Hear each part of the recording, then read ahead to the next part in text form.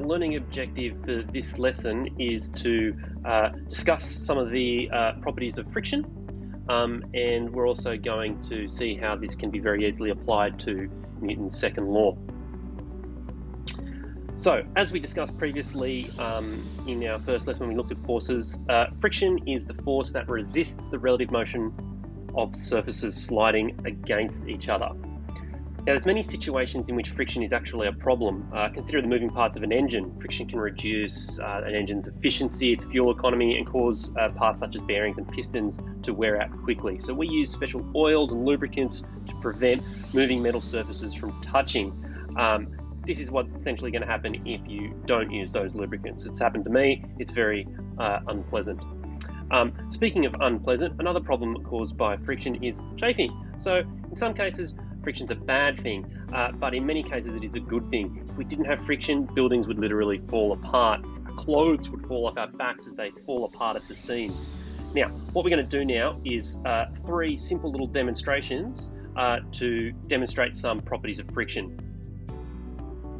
Number 1. Okay, so what I'm going to do is I'm going to slide this box across the table, and as we would expect, the box is slowing down. It is accelerating. So there is a force being applied to this once it's left my hand, and that force is parallel to the surface and it is against the direction of motion. So according to Newton's second law, there was an unbalanced force being applied to this box, and it was not from my hand, it came from the friction on the desk. Number 2.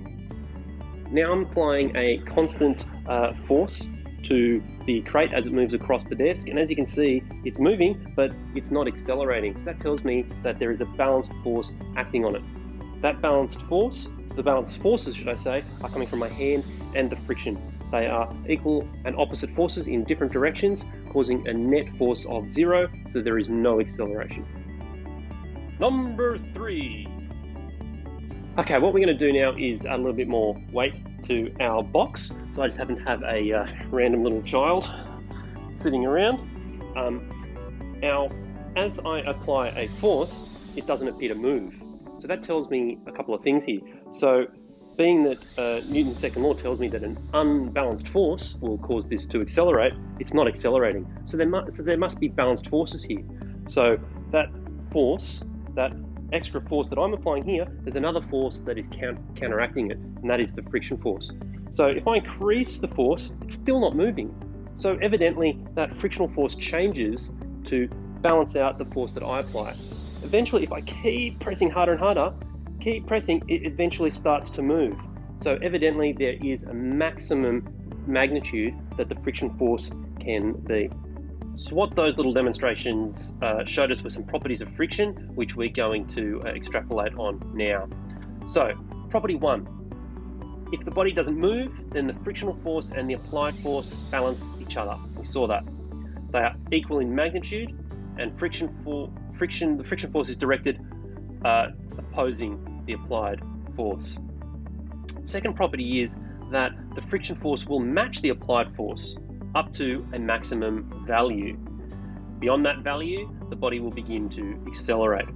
So this little GIF here shows that as the applied force increases, so does the friction force. This is what we call static friction.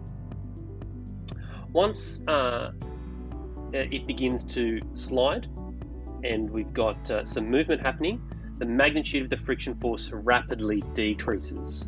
And there's a very good reason for this. If we look at these 2 GIFs now, look at the surfaces. They've been exaggerated here to show the minor imperfections in the surfaces between the 2, which actually cause that friction.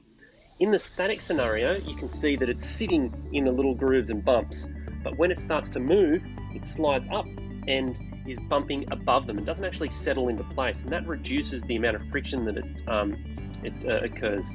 This is what we call kinetic friction. So when it's moving, it has kinetic friction. When it's stationary, it has static friction. So let's look at a quick example now. So we have a 17 kilogram child in a crate. It's pushed along a table with an applied force of 4 newtons. Calculate the friction force if the child accelerated at 0.2 meters per second. Obviously, we've done similar type questions, so this is not going to be hard. We're looking at F equals ma, and we have a net force here, but our net force is made up of two forces here. We have an applied force and a friction force, and they're equal to MA. So we're going to rearrange this to make friction our subject. So we have MA minus the applied force. Substitute our values in. 17 times 0.2 minus 4 gives us minus 0.6 newtons. Now, the magnitude is 0.6 and it has a direction that is negative. So that tells us it is going in the opposite direction to motion, which is what friction does. So this makes a lot of sense. All right, it should be very simple now to, with your past knowledge of Newton's second law and your understanding of friction, to put the two together.